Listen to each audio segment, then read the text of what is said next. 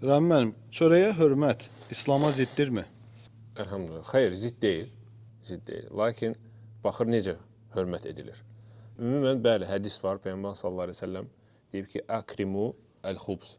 Yəni çörəyə hörmət edin. Çörəyə hörmət edin.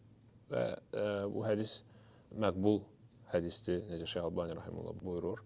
Və nəyə görə məhz çörəyi Peyğəmbər sallallahu əleyhi və səlləm seçib? Çünki çörək hətta bir çox ölkələrdə, bizdə də əsas qida məhsuludur. Birincisi bahalı deyil. Hətta kasıbıdır, varlısıdır, onu yeyir, onu istifadə eləyir və əsas qida məhsullardandır. Yəni insan bu məhsula görə aclığın qabağını ala bilər. Ona görə bu baxımdan şəriət çörəyə elə bil ki, xüsusi hörmət eləməyə çağırır. Və lakin bəzi əməllər var bizdə məsələn cəmiyyətdə. Məsələn tutaq ki, çörəyi atmırlar. Dilə olmaz atmaq məsələn. O bütün yeməklərə aiddir. Bütün yeməklər nemətdir. Allah Subhanahu taala'dan. Ona görə çalışmaq lazımdır ki, heç bir yeməyi atmayasın. İstər çörək olsun, istər tərəvəz olsun, istər başqa bir yeməklər olsun. Allah Subhanahu taala buyurur ki: "Və la tusrifu, innallaha la yuhibbul musrifin." Yəni israf etməyin. Çünki Allah israf edənləri sevməz və israf təkcə çörəkdə deyil, hər bir şeydə israf var.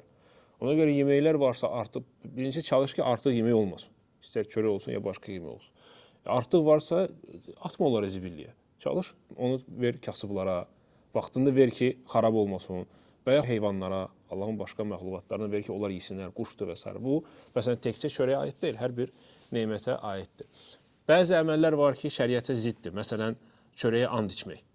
Çörəyə and içmək, nəinki çörəyə, heç bir şeylə and içmək olmaz. Allahdan qeyrisinə. Hətta Peyğəmbər sallallahu əleyhi və səlləm deyir ki, "Mən əhləfə bi qeyrillahi faqad əşrək." Yəni Allahdan qeyrisinə kim and içirsə, bu şirk sayılır. Yəni bu kiçik şirkdir. Ona görə and içmək məsələn düzgün deyil. Və yaxud da məsələn çörəyi qaldırırlar, öpürlər, düşürsə alnına çəkilir, öpürlər və s. Bu sözsüz ki, İslama heç bir aidiyyəti yoxdur bu əməlin.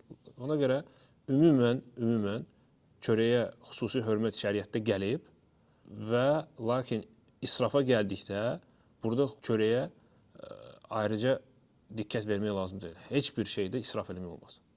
Lakin çörək ümumən bəli, İslam hörmətə çağırır çünki əsas qida olduğu üçün.